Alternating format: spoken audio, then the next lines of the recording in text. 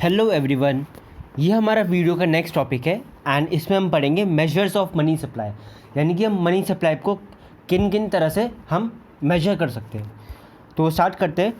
पहला तरीका है हमारा M1 यानी कि नैरो मनी। इसको हम नैरो मनी भी बोलते हैं। M1 यानी कि मेजर वन, यानी कि पहला तरीका मेजर करने का, मेजर वन।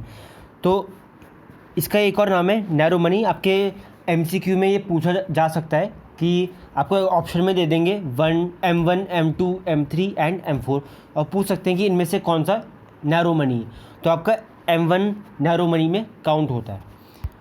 अब M1 में क्या क्या चीज़ें काउंट होगी वो देखते हैं, क्या क्या चीज़ें हम इंक्लूड करेंगे। दो चीज़ें हैं इसमें, एक तो currency held by the public और डिमांड डिपॉजिट। हमने फिर प्रीवियस वीडियो में देख चुका है कि ये currency held by the public क्या होता है और डिमांड डिपॉजिट क्या होता है। एक बार इसको रिवाइज करते हैं।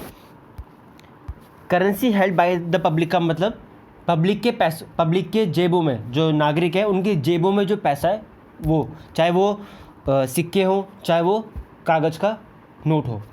दूसरा क्या है डिमांड डिपॉजिट, यानी कि जो हम बैंक में डिमांड डिपॉजिट करते हैं। डिमांड डिपॉजिट में दो चीज़ें आती हैं, एक तो करंट अकाउंट, दूसरा सेविंग्स अकाउंट।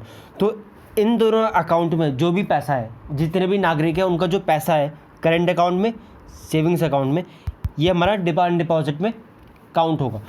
तो M1 में क्या क्या चीज़ें काउंट होगी, एक तो currency held by the public, जो लोगों की जेब में पैसा है, प्लस लोगों का जो बैंक में पैसा है, कौन से अकाउंट में, सेविंग्स अकाउंट और करंट अकाउंट में। तो इन दोनों को प्लस करके आपका M1 आ जाएगा और M1 को हम नैरो मनी भी बोलते हैं। दूसरा हम M2 को स्किप करते हैं और देखते हैं M3। M2 को हम बाद में करेंगे। M3 क्या होता है, M1 यानी कि जो भी चीज़ें M1 में काउंट होंगी वो, प्लस आपका net time deposit of bank. Time deposit क्या होता है, हमने प्रीवियस वीडियो में देखा था।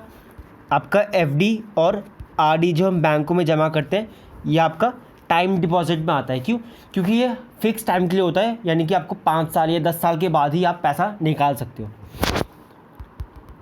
तो आपका M1, ठीक है, M1 में आपका currency held by the public और सेविंग्स अकाउंट और करंट अकाउंट आ गया, प्लस क्या होगा नेट टाइम डिपॉजिट, यानी कि FD और RD जो बैंकों में जमा कर रखा है वो। तो इन M1 प्लस टाइम डिपॉजिट को प्लस करके आपका M3 आ जाएगा और M3 को हम ब्रॉड मनी भी बोलते हैं। ठीक है, तो आज की डेट में 21वीं सदी में जो हम मनी सप्लाई को मेजर करते हैं वो M3 के तरीके से करते हैं। इसलिए इसका एक और चीज़ है, it is called aggregate monetary resource of the country. क्यों? क्योंकि हम जो मनी सप्लाई को मेजर करते हैं ना, वो M3 के तरीके से करते हैं। ठीक है, इसलिए एग्रीगेट मॉनेटरी रिसोर्स भी बोलते हैं M3 को। अब चलते हैं M2 के पास। M2 को कैसे काउंट करेंगे हम, M1, ठीक है, जो M1 में चीज़ें हैं वो काउंट होगी, plus savings deposit with post office. अब हमें पता है पोस्ट ऑफिस में भी हम पैसा जमा करते हैं, बिल्कुल जैसे बैंक में करते हैं वैसे ही जमा करते हैं। तो पोस्ट ऑफिस में जो सेविंग्स अकाउंट होता है हमारा, जैसे बैंकों में सेविंग्स अकाउंट होता है वैसे ही पोस्ट ऑफिस में सेविंग्स अकाउंट होता है। तो हम कभी भी किसी भी टाइम पे जमा कर सकते हैं, किसी भी टाइम हम निकाल सकते हैं पैसा। तो M1 प्लस पोस्ट ऑफिस में जो सेविंग्स अकाउंट है वो, तो इन दोनों को प्लस करके हमारा M2 आ जाएगा। लास्ट है हमारा M4। M4 में क्या चीज़ काउंट करेंगे हम, M3, जो भी M3 में चीज़ें थी वो, plus total deposit with post office. अब टोटल डिपॉजिट बोला यानी कि आपका सेविंग्स अकाउंट भी होगा, ठीक है, पोस्ट ऑफिस में आपका करंट अकाउंट नहीं होता है तो सेविंग्स अकाउंट। दूसरा चीज़ क्या होगी, आपका FD भी होती है पोस्ट ऑफिस में। तीसरी चीज़ आपकी RD भी होती है। तो आपका बैंकों में भी FD RD होती है और पोस्ट ऑफिस में भी FD और RD कराते हैं।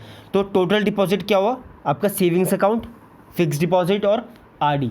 तो इन तीनों चीज़ों को भी हम काउंट करेंगे। तो M3 प्लस ये तीनों चीज़ें आपका काउंट होके बन जाएगा M4।